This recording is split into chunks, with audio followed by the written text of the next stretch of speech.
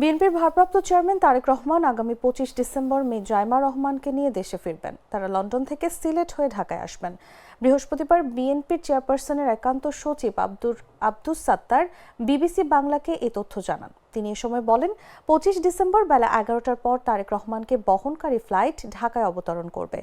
আব্দুস সাত্তার আরও বলেন, বিএনপির ভারপ্রাপ্ত চেয়ারম্যান তার মেয়েকেও সঙ্গে নিয়ে আসবেন।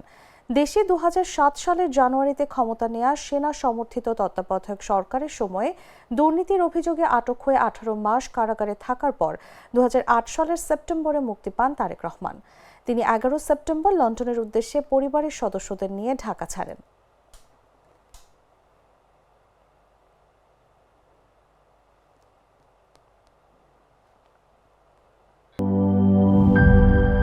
সবুজের দেশে নতুন রঙের বেশে ঘরে বাহিরে সাজানো বলকে রেইনবো রেইনবো রেইনবো পেইন্টস রে সাশ্রয়ী দামে দেয়াল রাঙায় রেইনবো সবার রং সবার ঘরে ঘরে Rainbow Paints, the color of joy.